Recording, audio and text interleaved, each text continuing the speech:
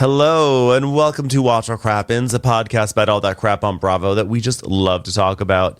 I'm Ben Mandelker, and joining me today is the wonderful and hilarious, cherubic, Mr. Ronnie Karam. Hi, Ronnie. How are you? Cherubic. I like it. Good. How are you doing today?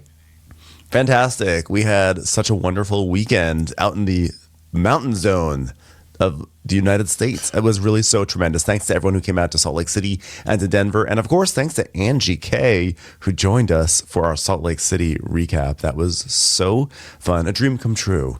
How are you doing? Good. I'm a little under the weather. I hugged someone with the flu or something. But hey, at least it happened now when I'm not back home and I can curl up. So it's all good. Whoever gave it to me, you're a lovely person, and it's a lovely illness. So far good. We've got a few days left, just 4 days left to stream the Crappies. If you're so inclined, go do that. Get the link over at watchwhatcrappens.com. And that's where you'll also find ticket links for guess what? Next month's shows. We start again in March, and we're going crazy in March. We're going to be, is March number 3? January, February, March. Okay, we're going to be in Ludlow Garage in Cincinnati, Ohio, Minneapolis, Toronto, Charlotte, Atlanta, Washington, D.C., and Philadelphia. So go get your tickets now at watchwhatcrappens.com. Also, if you want Traders recaps, we got them over on our Patreon. So go over there, okay? Yeah. March is going to be bananas, but we're going to be here for a few weeks, which is nice. But yeah, can't wait to go check out all those cities, including the Super Bowl winning Philadelphia. Anywho, today we are talking about a very important show. I know the Super Bowl was a very important show for the world yesterday, but an even more important show, Southern Hospitality, which continues just to be the best show ever. I think they're having a breakthrough season. I think there was an article, was it in Rolling Stone or was it in Vanity Fair? But there was some ink that was spilled by some legacy media about this show, saying how basically Southern Hospitality. Yeah, it was just one of those articles that's like, hey, you should be watching this show because it's picking up where Vanderpump Rules left off. And it makes me really excited. I mean, this has really been a tremendous season. And the two seasons that came before it were really good. But this season's just kind of out of control good. Great cast. Everyone is really entertaining. So I'm hoping new people start watching the show because it's kind of the future of Bravo right now. The future of Bravo. Yeah. That's a big statement. Well, because there are still people in their 20s, right? Like all their shows about 20-year-olds, they're now all in their late 30s and 40s. And, I think of things as like an apocalypse movie, because I've watched so many apocalypse TV shows where you always have to be prepared for the world to end. And God knows, looking around the past few years, it could happen at any moment. These are the people leading you in the apocalypse. Think about that. Okay. When you need some canned corn or, when people start like just clubbing the old people and stealing their stuff, it's Maddie. Okay. Yeah. That's how I think of it. L. So let's get into it. I think there was something I wanted to bring up at the top of the show. I cannot remember it for the life of me. So let's dive into it. Season 3, episode 6. Well, I'm completely Las Vegas. I'm completely Dayquil stoned. So good luck. Great. No, I'm down for it. Because I didn't measure it in the tiny cup. I just swig it, So I drank like 3 swigs. And then I looked at the cup and I was like, what's that thing for? And I think it's to measure it. So yeah. I think I'm tripping. I can see why they stop you from buying that stuff. It trips you out. Well, let us know if you have a come to Jesus moment like Grace Lilly, because we want to be here Bob for Marley. It. Yeah. Bob Marley and Jesus. All right, so let's get into it. We see a sign of the apocalypse, the Ravenel Bridge. Yep. And Charleston, and Maddie's driving around, talking on her phone like the world has ended, and she doesn't give a fuck if she runs people over. She's just holding her phone, which is on speakerphone. But I like this this cast because no one has CarPlay yet. It's like back to simpler times. Yeah. They're just sticking a cassette into their stereo with like a wire coming out of it. So Maddie's like, oh my God, like what the fuck? I lost sleep last night, like the whole cheating thing. And then TJ's on the phone being like, I know. Because then we see a flashback of everyone talking about like the latest scandal about Will, which was Austin decided to come to the, Austin's been here this entire time and has done nothing. But now all of a sudden he's inserted some rumor in where he last episode, he's like, yeah, I know a couple of people that go to law school with Will. And I was told straight up that he hard cheated on Emily. Yeah, it was a hard cheat. And he fucked someone at a party. Yeah, it was a hard cheating in a bathroom. Will fucks a lot of people in bathrooms. Yeah. It's a very gay lifestyle. Yeah. I know. But I mean, come on, bro. I mean, it kind of is. So he's been fucking in bathrooms at parties and stuff. And also we learned that Austin's kind of a dick. In this episode, which I was sad because, you can usually put any kind of personality on a silent person. And when they're kind of hot and lift logs, I tend to give them the benefit of the doubt and just give them a good personality. Nope, his sucks. And then when we hear why he sucks, it's even worse. So we'll get to that later. But, just stay tight in your chairs. Listen, you're going to learn that this guy sucks. We should have known from the mustache. And if you're sitting there with some man who's like, hey, wait a minute, how dare you? I got a mustache. We're looking at you this way too, okay? If you don't want to be looked at like a douchebag, shave that shit. Because you can tell that's like the sign of douche. Listen, you can lift logs, you can have a mustache, but you can't lift logs and have a mustache, okay? Like, the writing was on the wall. The guy was a dick. Yeah, the writing was on the log.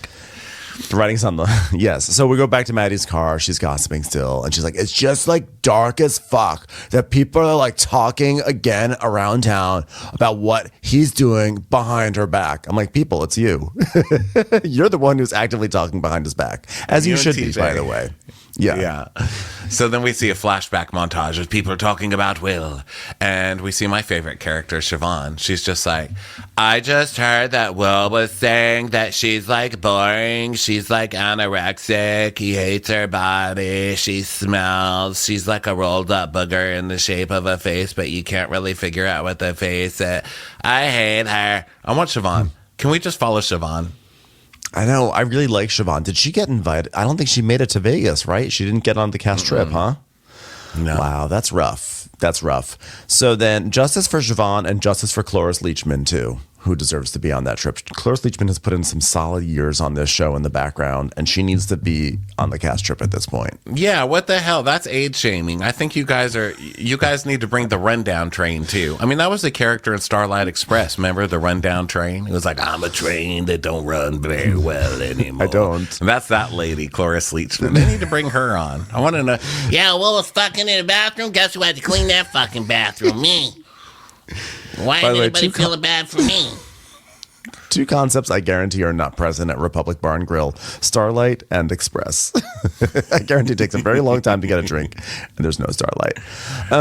So, Mia, and for those who don't know who Cloris Leachman is, we just encourage you to go back and look at past episodes, and you will see there is a Cloris Leachman in a blonde wig waitress at Republic who just sort of lingers in the sides of the show, and like once you realize that she's there, you can never not see her, and she's the best. Hey guys, time to do the sign. You fucking idiot's gonna spell shit backwards. I'm gonna watch it. Back in my day, we knew how to do a sign with some class. They're sending this stuff out there with numbers that don't even look straight.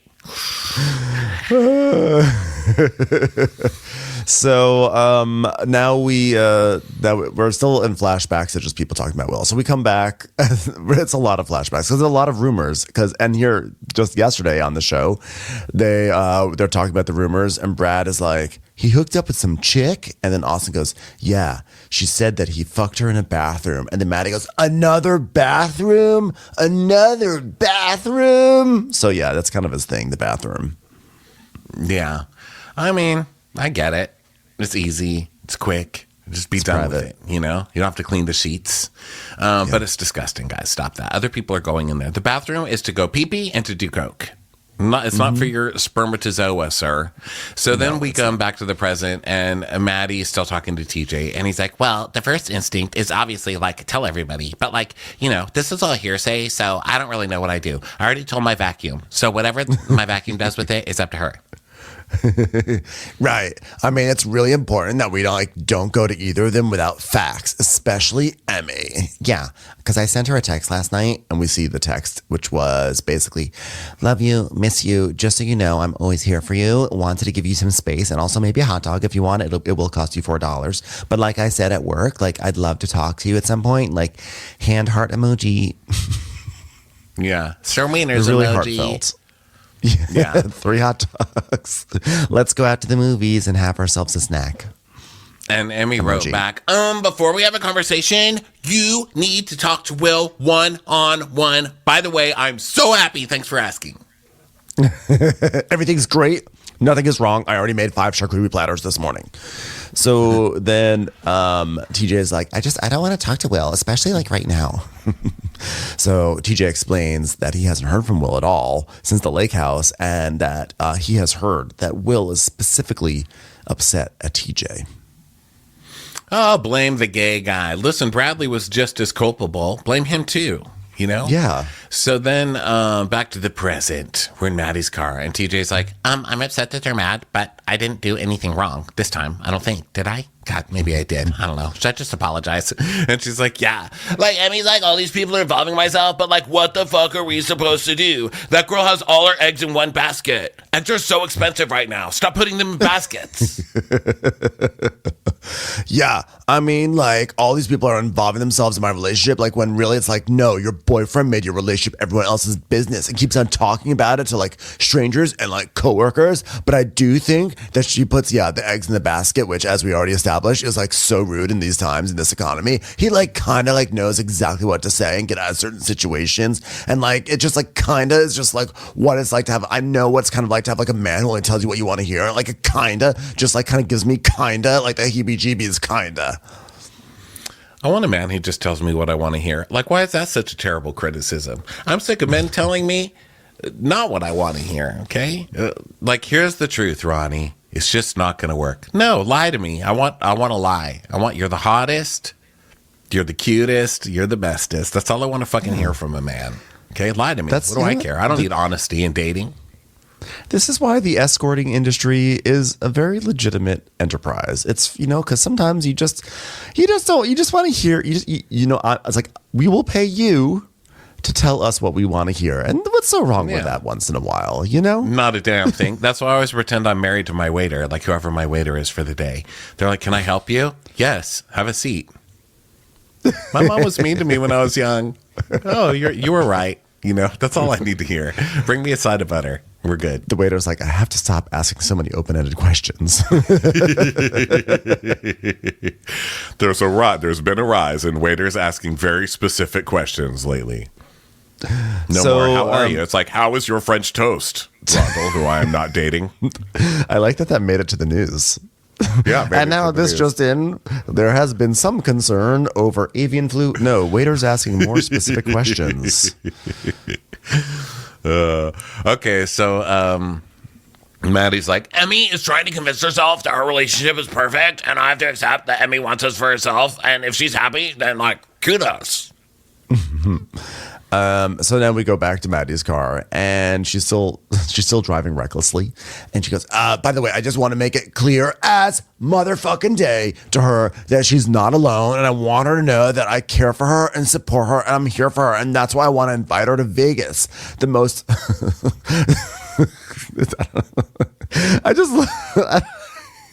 I am here for you forever. And to prove it, come to Vegas with me. Come to Vegas. Yeah, to prove I support your relationship, come to Vegas where no one cheats. Yeah, come to Sin City. But I think we have to, before we say anything about the cheating stuff, we have to have the facts. Yeah, except that now. Settle down, Kathy Bates. This isn't Matlock, okay? There's enough circumstantial stuff that you can bring it to Emmy. Yeah, but now she doesn't know that this latest rumor is on camera, and you guys are still bringing it on camera and talking shit. Now, I don't think that they're in the wrong here, but yeah, what are you going to do? Hire a PI, Yeah. So upbeat music. Here we go. I just need you to be mine, be mine. Tell me, baby, that you're mine. We're at Brad's house, and his brother's over. And I like that our note taker, Chandler, says, the brother Sean is on the couch. open concept layout, of course. Damn, Chandler. Chandler's like, I'm over this open concept. Yeah, I've had it. I'm sick of it. I'm saying something. Why doesn't Brad have rooms already? Okay. So Brad's asking his brother if he has any advice. And Sean is like, learn to leave the table when you're up so you don't leave down. Oh, God. Yeah, duh. I don't know. You don't know what that means? Like when you're winning, leave the table. Gambling. That's not how gambling works, okay? Here's why gambling sucks. Because you sit down and you win $10, and then all your friends start going, walk away, Ronnie, walk away. You won $10. I don't want $10. I want that pink fucking convertible Mercedes in the front that you have to win the progressive for, or whatever. You got to get the 3 Betty Boops or whatever. I'm not happy with $10. I want it all. You want more. You want more from this life. I was so confused by what Sean said because I had not fully moved my brain over to Vegas mode. So I was thinking he was talking about going to dinner. So like learn to leave the table when you're up so you don't leave down. And I was like, I don't understand. What is this? What is this supposed to mean?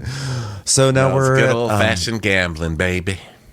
We then go over to Lake's crumbling apartment with the roof that is literally sagging in, and she's picking out her stuff, and she's packing in front of her adorable gray cat. I feel like we haven't really spent enough time appreciating this super, super cute cat. I don't know if the cat has a name, but like I would say there are not a lot of cats on Bravo. Bravo is definitely a dog network. They always highlight the dogs, but this is probably my favorite cat since Captain Gizmo. But also I think it's the only cat since Captain Gizmo. Is that Naomi's cat? Yeah. Or just Gizmo? Great cat. Great. I think this cat is probably named Shelter because that's where she got it. Lake's family is very on the nose. So then she's packing, and then we go to Maddie's, and they're packing for Vegas. And he's like, we got to pack for 3 nights, right? You pack everything. And she's like, you're stressing me out, Joe. Jeez. God. I'm trying to figure out a specific crop top here. And then she blows Joe's brain by opening up a suitcase, and she has, for storage purposes, nested another suitcase within the suitcase. And he's like, oh my God, this is crazy. This is like a Russian doll. Jesus. He probably spent like at least a solid 3 hours considering how like Maddie did that. How'd she get a suitcase in a suitcase? A suitcase in a suitcase? Then we go to Emmy's, and she's packing, and Will's like, what do people even wear in Vegas? That's crazy. And she's like, I don't even want to go. I mean, it's going to be hell. The thing, though, like, I love Maddie, and she's teaching, so I'm so excited to support her. But if anyone says one thing about my happy life, I swear to God, I swear to fucking God, Will. She's just, like, beating her face with her makeup. Yeah. I also like that Emmy, who doesn't know what people wear to Vegas, decides ultimately on a dress that's like blue, then copper, then blue, then copper, but each color area is like a landscape. It's like sky, and then canyon, and then sky, and then canyon. It was just not a triumph, I have to say. It was not a triumph. So Emmy tells us, I'm still like so pissed with everyone for what happened at the lake house. And then we get to see, for like the 10th time, a shot of this interaction where they basically like, he's like, we've heard this stuff about Will. And she's like, he is not cheating. Relax. Do not get aggravated. It's like, I am leaving. Do not follow me. Well, some of you can follow me. If you don't follow me, I'm going to be pissed. Do not follow me. And then the mascara on her cheeks. Be like, I'm going to leave right now. It's time for a commercial. It's time for a Crappens commercial. Okay, so she's just yelling. She has her eyeliner running down her face. Okay, bop, bop, bop, bop, bop. And so Emmy's like, but this trip is about Maddie, and I want to be there for her because she's always been there for me. Always been there for me. Except for last year when you weren't there for her because you were coming after her boyfriend for being a low-life cheat, and you were correct. And she's correct, too. So what are you going to do? I just can't imagine fighting this hard over Will. When there's a will, there's a way. So to fight over him. So Will's like, well, should I bring a suit? And Emmy's like, no, I'm so happy you could go. Otherwise, I might not be able to survive this trip. So then we go to Will saying, My main motivator in going to Vegas is to make sure that Emmy has like a real friend there and someone that has her back. And also maybe when she's passed out, I can, find someone on the casino floor. One thing that I've heard about Las Vegas is they've got great bathrooms. So can't wait to try them all out. They actually do. By the way, they do. I'll tell you one thing. If the moment strikes, the Bellagio, those bathrooms at the Bellagio on the casino floor, it's perfect. It's perfect, everyone. Have you sexed up in the Bellagio bathroom? No, but I've taken a dump there, and I'm trying to say oh my God, it's really lovely. Lord. I was trying to be discreet about it, Ronnie, but you forced my hand. We're talking about fucking in bathrooms, and of course you bring your own personal Idaho into it, which is pooping. Yeah, well, of course. Well, I'm trying to provide a public service announcement, which is that they have the softest, most lovely tissue paper that I've ever encountered in my life. Wow. That's a free endorsement. So we go back to Emmy's apartment, and he puts on one of her sun hats. He's like, aren't I wacky? I'm wearing a sun hat. She goes, oh my God, Will, take it off, Will, take it off right now. Take it off, Will. Take it off. What the hell? Why did she get so scared of the sun hat? Because the rumor is that Will fucked a girl in a sun hat. I just made that up. Maybe. So I didn't understand why she got so mad about the sun hat. She really lost her mind. I think because she's just so on the edge. Like she's just holding on. She's white and knuckling her ability to hold on to this image that everything is fine. That like the idea that he might want to wear a sun hat, which would be like frowned upon by his like circle of lawyer friends. She just can't even deal with that. Yeah. So now everyone's leaving Charleston and they're flying and we're on the airplane and all the gang is there and they're happy and they land and they're just having the best time. They're taking photos in the airport at like one of those things that's like what goes on in Vegas stays in Vegas. And Michael's is of course very serious and he's like, although I'm really upset with Emmy, that's work stuff. But we're in Vegas now and the last thing I want to be thinking about is her write-up. Instead, I want to be thinking about what sort of coffees TJ is going to ambush me with. I just am not ready for it yet. Not ready.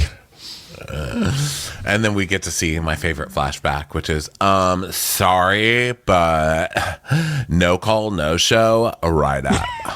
Sorry. Second call, no show. As long as Will doesn't wear sun hats. As long as Will doesn't wear sun hats. So then we go to baggage claim and she's like, where's my 60-pound bag? Where is it? And they're like, haha, it's probably 170. So then we goof around the airport and they kind of avoid talking about the Will cheating rumors to Emmy, and it's really hard. Mm-hmm. They're like, oh my God, look, they have a Cinnabon cheated on Emmy here. I love that place. It smells so good.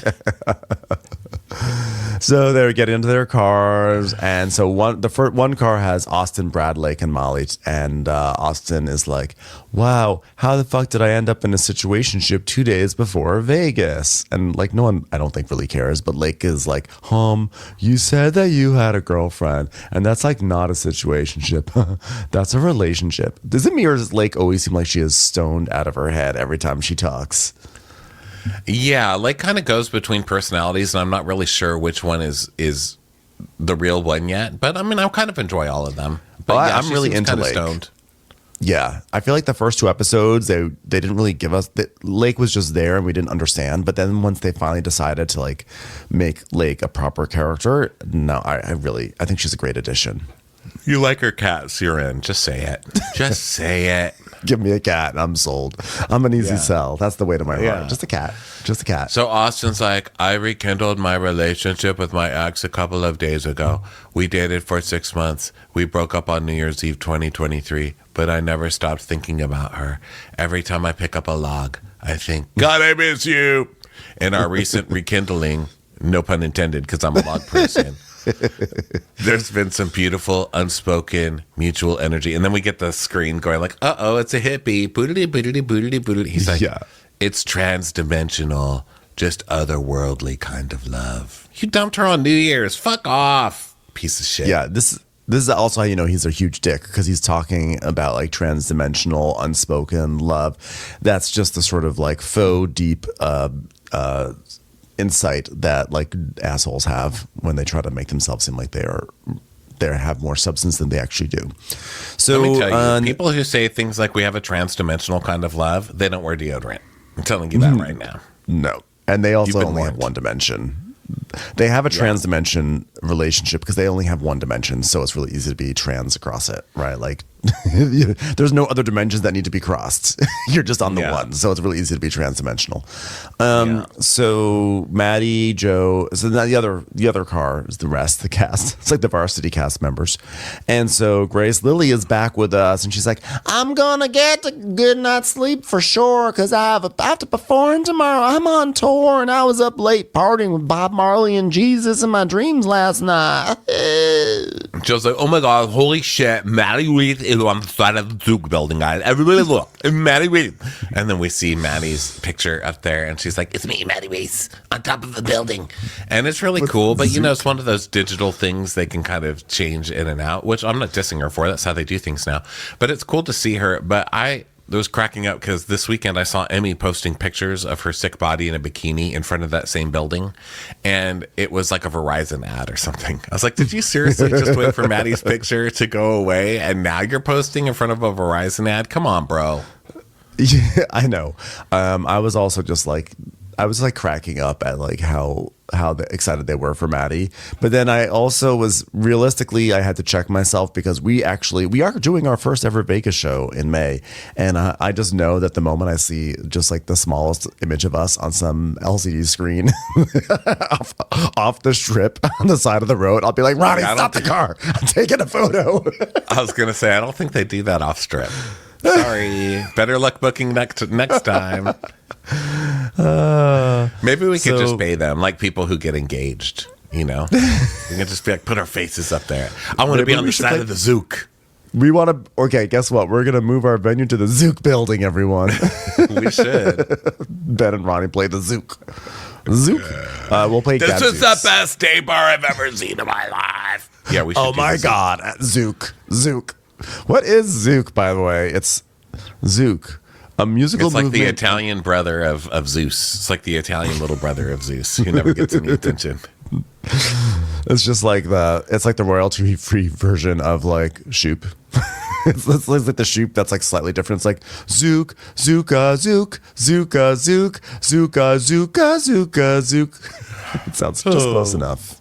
My girlfriend is on the side of a fucking building. I don't even know whether to call my mom or I don't know whether to call her mom or my mom first, or like Van, who taught me how to do that chicken parm. Nana. I'm going to call Nana. I'm calling Nana first. So then Maddie's like, oh my God. I'm like, holy shit. Like the whole city can see my face. In other news, tourism has dropped 3% in Vegas for some strange reason. Oh God! The at least she Sphere wasn't has on the started Sphere. bouncing itself against the Zook building. Like, oh my God, the Sphere has gone crazy. The Sphere has released a statement that says, "Whoa, you need to settle down there a little bit." So then, in the other car, Molly's like, Vegas has officially started. Ding dong, ding dong. I'm a wedding planner. And Lake's like, yeah, I'm ready to start some shit. Let's catch Will cheating. Shouldn't be too hard since apparently everyone catches them cheating all the time. And Molly goes, girl. She goes, I'm just kidding. She's like, no, girl, I'm saying like I want to go do that too. So now Emmy is in the car in the varsity car, and her phone rings, and it's Will. And he's like, oh my God, there's like standstill traffic. He may not be able to make it to Vegas, guys. Yeah, and everyone's like, oh, how convenient. Will's going to have a whole weekend to bang his other girlfriend, Mm-hmm. And Joe's like, I mean, what did that mean? Did someone tip him off to the rumor? Do you not want to come now? So Emmy's like, oh my God, I'm alone with the wolves. If Will can't make it, I'm going back to Charleston. I don't know how I'm supposed to do this without Will. It's like insane right now. What am I supposed to do without Will? I got to do this.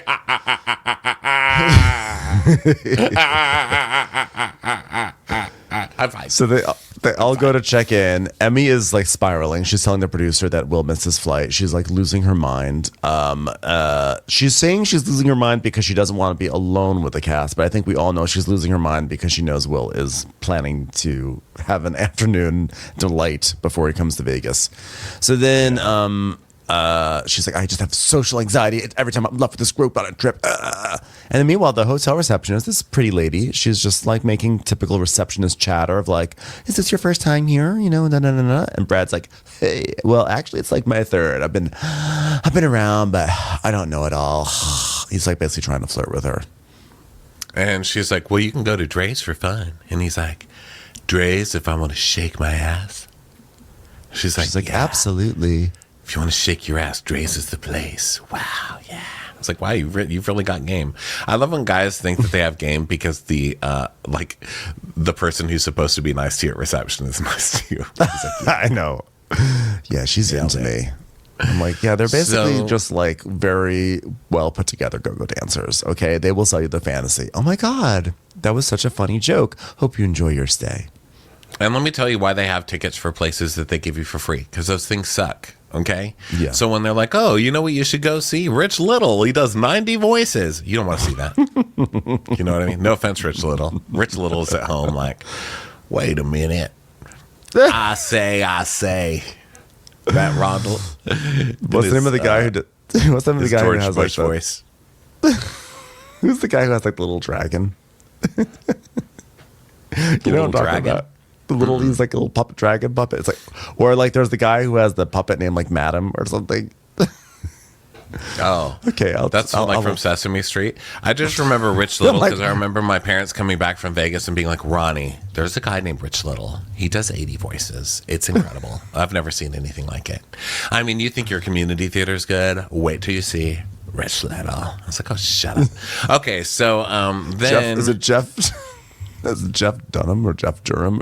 Ron Lucas and Scorch. I don't know. People know. If they ever give you a free ticket to a show, don't go.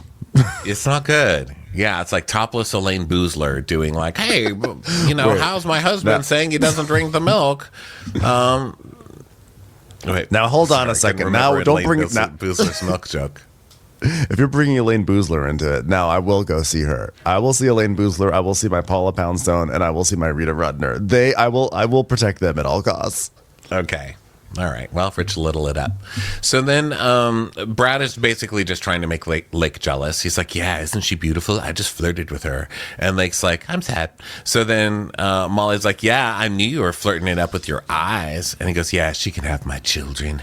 How old is Brad? Also, I'd like to make the case that he's too old for Lake. I would like him to leave Lake alone, please. You stick to the rivers and the lakes that you're used to. So Brad is he's basically like, I'm in Vegas, I'm gonna have fun. Huh? Now, didn't he do this last year when they went? Am I incorrect? Miami, yeah.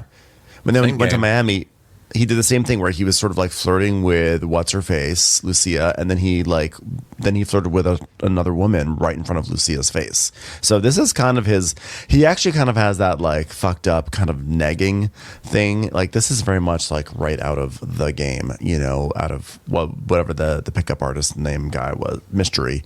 So I'm just saying, like, we're on to you, Brad. We see you. So Lake is basically like, no, you don't get to friend zone me. I friend zone you. Son.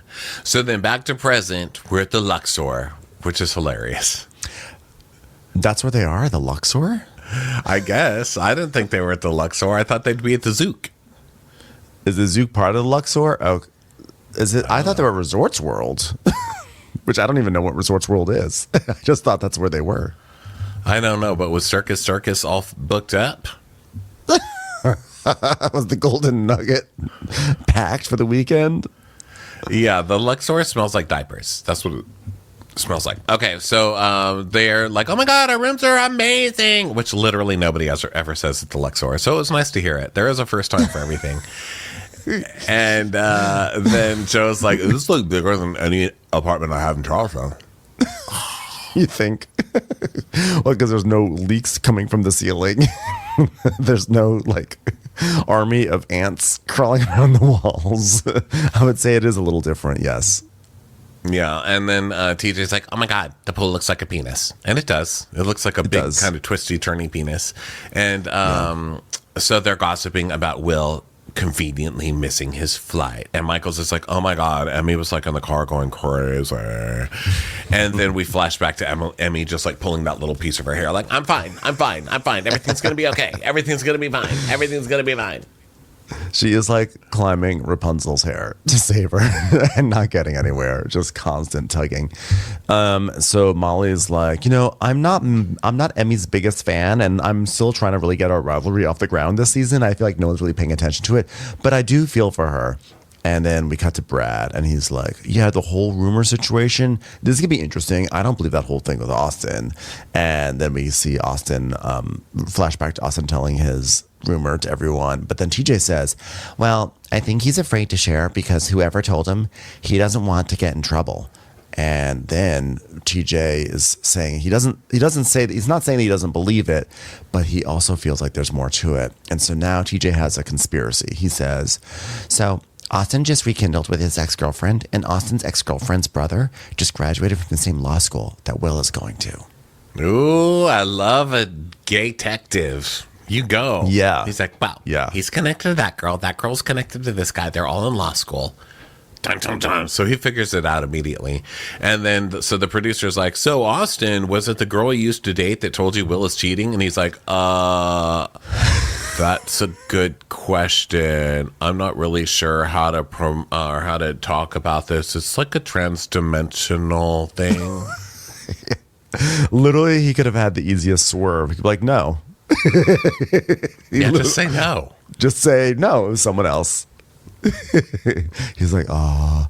So TJ is like, I think that Austin heard these things from his ex-girlfriend and does not want to repeat it, that he heard it from her, because he's afraid it will sabotage their newfound relationship. Which sounds about right.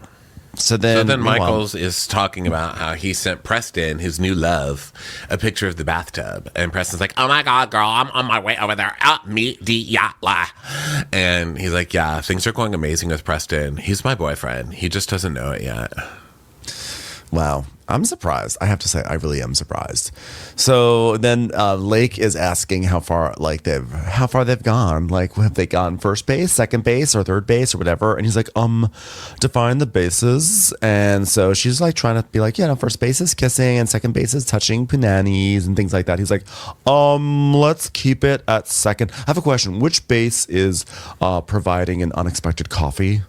Is that like first?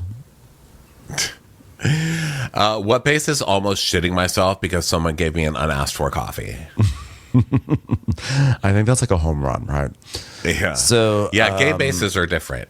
First base is kissing, second base is making out, third base is anal, fourth base is learning the other person's name. Oh yeah. Precisely. Yeah. Commercials. Here comes one right now. So then Emmy is FaceTiming with Will, and he's like, I'm on my flight. And she's like, oh my God, thank God. Because I think we all thought Will was not going to come to this trip.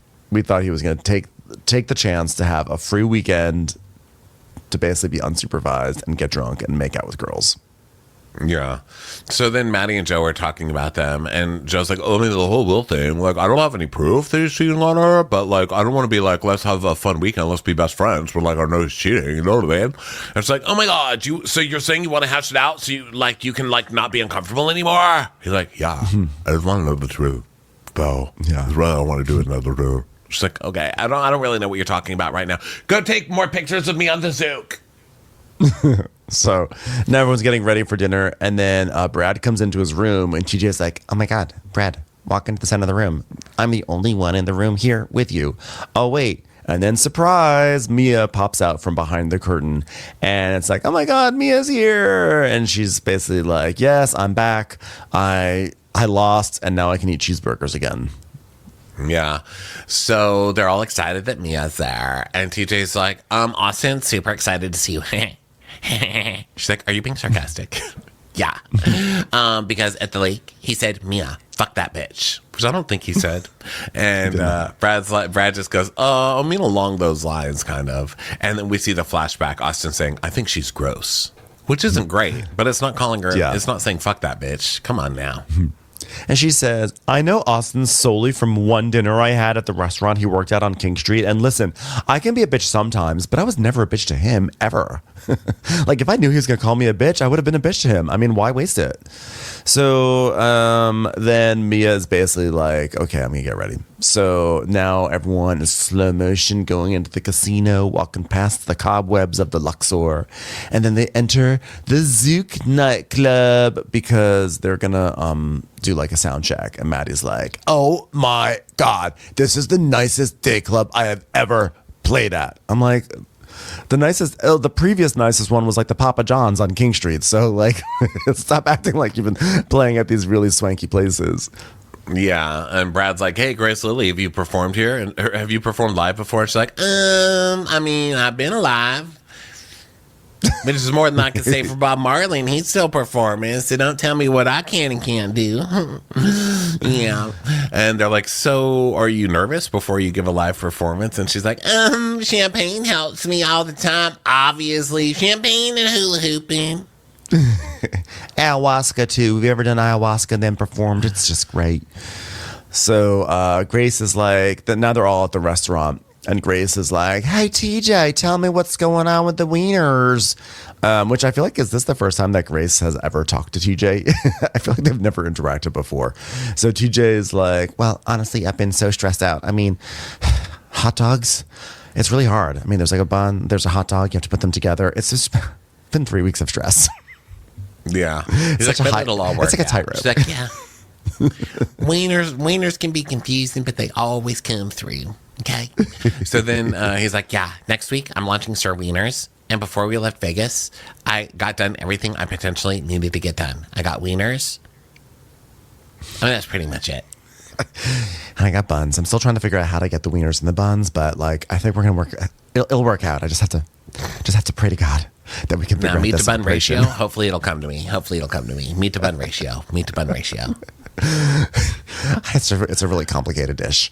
So so Grace Lily's like, oh, by the way, I'm a vegetarian pescatarian, so I can't have any hot dogs. And he's like, no, there's a vegetarian dog. She's, oh, for me. Ronnie, question, as the resident, mainly vegetarian, but we'll dip into pescatarianism, what is the state of vegetarian hot dogs? What do you mean, what's the say? Are they good? I don't really Yeah. like fake meat. I'm not a big fake meat person. So I'll just eat the bun. Okay. I don't like fake meats. I think they're weird. Okay, because I don't think I've actually ever had a vegetarian hot dog, and I wanted to know, like, I feel like probably there was a time where they were like really bad, but I feel like vegan and vegetarian technology has really improved, and I just wanted to know if the hot dogs have followed suit. Well, it's improved in that they can make something just as creepy and processed as the regular food. And I'm like, what's the point? I don't want to eat that. It still looks like a rubber. I mean, I have had one. I think I had one last 4th of July at my cousin's house. And it wasn't gross or anything, but I don't know. I'm not that kind of person who's like, God, you know what I really miss? Wieners. Yeah. You know what? I have to replace a wiener. I'm always in it for the bread. So it's easy for me to be vegetarian. I'm really just in it for the bread and the potato. One of the craziest things is that there was a place here, I don't think it still exists, but it was at the farmer's market here in LA. And their whole thing was, they're like, we're going to serve, for our vegetarian hot dog, we're going to serve a carrot and season it like a hot dog. And they were so proud of it. Oh, yeah, like I've had that. Did it taste like a hot dog? Sometimes. Yeah, you basically roast the carrot and you use like Worcestershire and stuff like that. No, I mean, it tastes like a carrot in a hot dog. Because to me, I'm like, that just feels like condescending. Like, well, we know you don't eat meat, so we're going to give you a carrot and tell you it's a hot dog. It's like, am I an idiot? It's a carrot. Yeah. But you put all the toppings in a bun and they're still just as good, I think. So anywhoozle, we go to Emmy and she's like, I knew Mia was going to come because that bitch's location was turned off for the first time in 3 years. I love that you're more on her location than you are Will's. Yeah. Thank you. Like, why do you even know that her location was turned off? So Maddie's like, okay, tell us what happened. And with your beauty competition, whatever. And Grace Lily's like, did you win, Mia? And she's like, no, I would not be here if I won. Back to reality show TV for me. So then and Lake Austin's is doing that thing where he's just giving like uncomfortable looks, like, "Oh, great, Mia's here," and Lake's like, "You want to talk about it?" And so Mia's like, "Oh my God, you partied at a lake house? Of course, Lake has a lake house. So, by the way, Austin, I heard you called me a fucking bitch at the lake house." And he's like, "Did I say that exactly?" And Mia's like, "Well, okay, well, before we even do shots, I just want to get to the bottom of this. I just want to know where you're coming from about that." He's like, "Did I say that?" She goes, "Yeah, well, that's what they all said." And DJ is like smirking, like, "It was me. I said that. You said that." And he's like, "I don't really remember saying that." So then the producers basically confront TJ, and they're like, "Were those the words?" Because he actually said, "I think she's really gross, not that she's a bitch."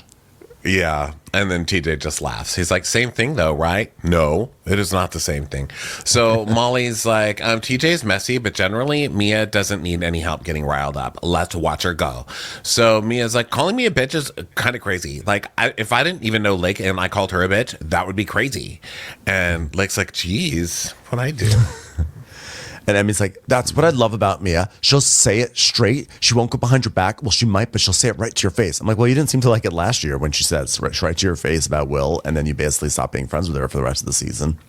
She's like, "I like her because she's the only person I have on my side right now, and surely she's not talking about my boyfriend cheating on me." So, yeah. Let's see. So basically, Austin starts talking about how they were all out on King Street and it seemed like it was fun. And she was like, "Yeah, it was fun. So I don't understand." And I don't understand I why. could keep talking if you'd like. Ew, Austin. Gross. How did you go from being a nothing burger on this show to being gross in 2 seconds? Chill, bro. And she's like, "What do you mean?" And he's like, "I just feel like you cut me off right now." And like goes, "Oh my God. He's like, Something Go ahead. I was going to say something we could only dream of for his mustache. Yeah. And he's like, "I remember like you and I had been out on King Street. You seemed fun. But then I ran into you at Last Saint and I feel like I got weird vibes." She goes, "What does that mean?" And so in his confessional, he's saying that he went up to this group of girls and picked Mia out to get her number. And Mia says she wrote her number on the bill. But then he's like, "And then I didn't wait, what is this whole thing?" So he was at work. He was at a group of really pretty girls. Mia put her number down on the thing, and then he didn't call Mia. Because didn't he say like, "Oh, like she was the one, like she was, you know, like there was a bunch." He just wasn't that attracted to her. Like he wasn't that attracted to her, but that she wrote the number down. And then he just never texted, and it was like, whatever. But then the next week, Mia came into his bar with another guy and was like, "I don't need you. I'm with this guy." And then like pointed at whoever she was with at that time. And so he was just like, chill. So based off of that stupid, probably drunken interaction, he's like, "She's gross." Yeah, so she's gross because she liked him and he wasn't interested, basically. Yeah. Is why and she's then gross. she kind of insulted his masculinity, you know, by saying like, "Actually, I don't need you," which is like the most offensive thing you could say to someone with a mustache who chops and lifts wood, right? Because they're wrapped up in their masculinity in obnoxious and toxic ways. No, he's gross. So he's like, I don't think I would ever refer to a woman using those words, but if I did, I apologize. And she's like, "Okay. Thanks, I guess." So they decide to go to bed early, but Brad, Mia, Grace, Emmy, Lake, Austin, Molly, a bunch of them go out dancing and stuff. I mean, why am I reading all that? So Lake is flirting with some guy named Jake, who is the biggest cheese ball. I can't believe this is the one she picked, but she's like, "Well, I want to make him jealous. I want to make Brad jealous, and this one's ready and able, so let's do it." Yeah. So she's flirting with him, and then Maddie is like back in the suite. Maddie's like, "Do you think I should work on my set? Like, I'm super nervous. Like, what if I go to press play and I hit pause by accident? Like, it could happen, Joe. It could happen." He's like, "Hold on, let me show you how to press the play button." "That's the stop button, Joe. You really fucked up, Joe." So Lake brings Jake back to her room, and we hear like kissing through the door. We are led to believe that they did the deed.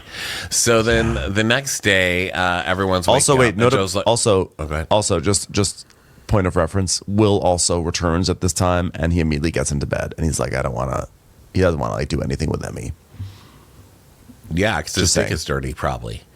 So then the next morning, Maddie and Joe wake up, and he's like, "Oh my god, it was my Super Bowl. I'm so excited. Like, I don't want anything to go wrong today because it's going to be the perfect day. The Zook has never seen anything like Maddie Reese." So and then, Maddie, like, of course, Maddie is waking up the way you'd expect Maddie to wake up, which is like, Joe, give me some water. This Vegas air, Joe. It's as appetizing as you could imagine. So then we go to Lake Michael's and Molly's, and she's talking about how she brought Jake back, but they didn't do any funny business. At least it wasn't caught on camera. So then with Mia, TJ, and Brad, she's asking for the tea, and he's like, so TJ's like, did you wake up thinking about Austin? That was like so mean. She's like, no, why would I think of him? He's like, well, Austin's girlfriend's brother just graduated from Will Goes to School, and Will's been like fooling around up there, and that's how everybody found out. It was through Austin. Tell on him. It's gonna be fun. And Mia's like, Will could actually put his penis into someone else's vagina in front of Emmy, and she would still make up excuses for him. Oh my God, that's so funny. And you're holding a banana too, so it just is like totally priceless. So then everyone's like doing their makeup and waking up, and like, where's Grace Lily? Like, no one's heard from her yet. And then people start to kind of saunter into the presidential suite where a whole breakfast buffet is set up. So they all come in, and Will is there, and no one's seen Will yet because he came in the middle of the night. And they just all ignore him. And he's like, hey guys, like, just come on and act like I don't exist. It's just so stupid and like very middle school. Just like say hello. And Michaels is like, oh my God, hey Pookie, you made it. Make any friends on the plane bathroom? So then now everybody is getting a buffet. So not a whole lot's happening in this episode, not going to lie. But then they're waiting for Grace Lily because the set's coming up, and Grace Lily is still in bed snoring. Dun, dun, dun. Yes. I mean, I honestly can't believe, but you said that not a lot is happening in this episode when they had a whole discussion about how fresh the fruit is at the buffet and where do they get this fresh fruit. So it's just they're all sitting around. It's very awkward, you know. And they're waiting for Grace Lily, etc. And they're still talking about the fruit. They do a lot of talk. They are really like going to the fruit to avoid having to talk to Will about anything. And really all they have is Will, right? All they have is this Will storyline, but no one wants to bring it up because like that's all they have. And they just did this last week. So Molly's like, yeah, it's awkward because we know these rumors, and he just cheated on his girlfriend, and now he's over here enjoying sausage links and honeydew, which is delicious honeydew, by the way. Where did they get it? I don't know. Honestly, the Zook is sourcing some amazing produce right now, and then they kind of rag on Austin because he's like, that's why you got to buy organic, guys. And then they're like, oh my God, Austin and his raw milk, and then Mia's saying how milk doesn't seem right to her, and so then Emmy goes, oh my God, I tried my sister's breast milk and it's very good. And they're like, she goes, yeah, it's very like vanilla almond milk. And Brad's like, that's some white people shit. Like, that's crazy. Maybe her sister just gave her some vanilla almond milk and was like, yeah, it's my breast milk. So, so Emmy is definitely unraveling. Yeah. So and then now they go out. Maddie is so excited because she gets to meet her main DJ, Esto. And she's like, I can't wait to get on the stage and be myself. And Grace should be here for sound check. I mean, that's more for her than for me. Like, I'm just a hype person to hype the crowd up. And like, you know what? As far as live performance, that's all her. So like, if something goes wrong today, it could jeopardize my relationship. But then they show her rehearsing with the guy, and it's all tracked anyway. So who cares? Yeah. You know what? I can never be more myself like when I press play on one thing and then play on another thing and crossfade them. That's just like me being me in that moment. So then they're freaking out that Grace Lily's not here. We keep getting shots of Grace Lily in bed snoring. Where's Grace? Where's Grace? Where's Grace? Where's Grace? And everyone's getting ready. Everyone's like putting on tanner and things like that, or bronzer or whatever. And everyone's getting ready to come down to this whole thing. And Emmy is like talking to Will in the presidential suite, and she's like, should I put on this one? Should I put on this one? And he doesn't care what sort of bathing suit she puts on. Like, I mean, this guy is so obviously cheating on her. Like, it's very sad to watch. Yeah. So then Mia, TJ, and Brad are talking, and they're making their beds and stuff. And TJ's like, I was actually shocked that Emmy's like even still talking to us. I mean, that's nice, but it feels unresolved. It's infuriating to hear that Emmy's talking shit about me to Will. I mean, how is this my fault when Will is sticking his wiener in random girls? Dun, dun, dun. And that was a cross promotion for my new business, Serena. Yeah. So then Will is like, well, I think I'm ready. What about you? So he just puts on some sunglasses, and she's like putting makeup on really hard on her face, like I'm happy. Everything's fine. Yeah. So now it's like party, party, party. And everyone's like, you're hot. Let's drink. Let's have shots. Let's do drinks. Let's have shots. And then Brad asks Lake to put some sunscreen on him. And so she rubs it all over his chest. He's like, yeah, how does it feel? She's like, good, you're all screened up now. And then Estos is like, you're mixing at 1:30, right? I hope Grace Lily shows up or your DJ career is over. She's like, oh my God, I have 12 minutes left. What if Grace Lily doesn't show up? Where's Grace Lily? Oh my God, the Zook will be scandalized if she doesn't even show up. Yeah. So then she's nervous. Grace Lily's fucking around. And Austin was like, I just saw Grace Lily. She's putting on makeup and she's in no rush. And then we see Grace doing her makeup. And Austin's like, missed you at breakfast. She's like, I need to sleep in. What can I tell you? I'm an artist. Go down there. I'll see you down there. I'm almost done. Look at me being almost done. And then she I'm just going to wipe my slowly. Yeah. Very slowly puts makeup on. And so Joe's like, I mean, what? Wait, so she said she's tired? Tired from what? She doesn't even work. And TJ goes, living. Okay, you know what? Where the fuck is Grace? Like, and by the way, Joe's like doing his whole thing in the confessional where he's like, his shoulders are up because he's so upset. And it's actually kind of cute because he really is like... He really is kind of like this adorable, like side or like a champion for Maddie. You know that if they get married and have kids, he's gonna be the dad that has like the 5 babies like hanging on his like chest on like the baby Bjorn, whatever the kid carrier thing they strap on. He's gonna be holding all that stuff, but he'll be so happy to do it. He's like he just wants to make his girl happy right now. So he's like, where the fuck is Grace? This is gonna like fuck things up, man. And Matt's like, I'm going in 10 minutes. Like if she doesn't show up, I'm gonna be pissed, guys. Not at the Zook. He's like, the time slot is on the fucking building of the Zook. So she should be able to figure it out. And will she make it? Everett's main DJ Estos is like, it's time. Are you ready? They're like, will Grace show up? Dun, dun, dun. Where's Grace Lily? This is so fucked up. I hope that was one of my tricks I learned as a DJ. So hope you all like that. I hope she's there to be able to sing her 4 lines. Basically like, yeah. Because if she's not, I don't know how the song could even survive.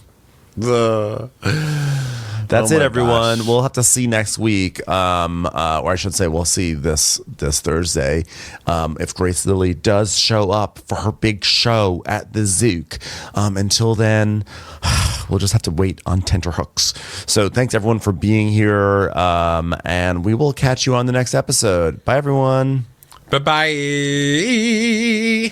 Watch What Crappens would like to thank its premium sponsors. Ain't no thing like Allison King. Our way is the Amber way. It's the Foster and the Furious. It's Amanda Foster. It's Always Automatic with Ashley Auto. Ashley Savoni, she don't take no baloney. Put your hands together for Carly Clapp. Catherine DiBernardo has our hearto. Get on the right foot with Chrissy Offutt. Dana C. Dana Do. We never miss her call. It's Diane Call. Erin McNicholas, she don't miss no trickolas. Jamie, she has no last namey. You'll never hide from Heidi Eleanor Jones. I go, you go, we all go for Hugo. Hava Nagila Weber. We could all learn from Jennifer Kearns. She's our kind of mess. It's Jennifer Messer. Sip some scotch with Jessica Trotch. Knock, knock, knocking on Katie Mannock's door. She's our favorite streamer, Caroline Peacock. Kristen the Piston Anderson. Get a bee in your bonnet with Lacey B. Rigging the funk, it's Leslie Plunkett. She gets an A from us, it's Lindsay D.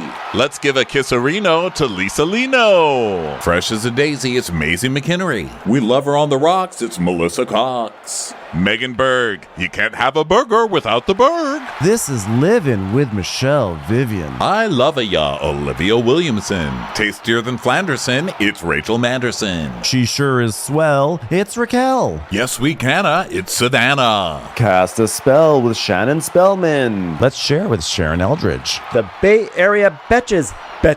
And our super premium sponsors. She's VVIP, it's Amanda V. Somebody get us 10 cc's of Betsy MD. She's got a leg up. It's Beth Ani. We're taking the gold with Brenda Silva. Let's get real with Caitlin O'Neill. Don't get salty with Christine Pepper. Can't have a meal without the Emily Sides. Who, what, why, where, and Gwen Pentland. It's our queen. It's Queen Laifah. Nobody holds a candle to Jamie Kendall. Know your worth with Jason Kurth. We got our wish. It's Jen Plish. She's not harsh. She's Jill Hirsch. She's a little bit loony. Junie. My favorite Murdo, Karen McMurdo. We love him madly. It's Kyle Pod Shadley. We're ride or die for Lisa Ryder Barron. She's a whiz. It's Liz Sarthy. Always killing it. It's Lola Alkalani. The incredible edible Matthews sisters. She eases our woes. It's Melissa St. Rose. Give him hell, Miss Noel. She's the queen bee. It's Sarah Lemke. Shannon, out of a cannon, Anthony. Let's take off with Tamla Plain. She ain't no shrinking Violet Couture. We love you guys.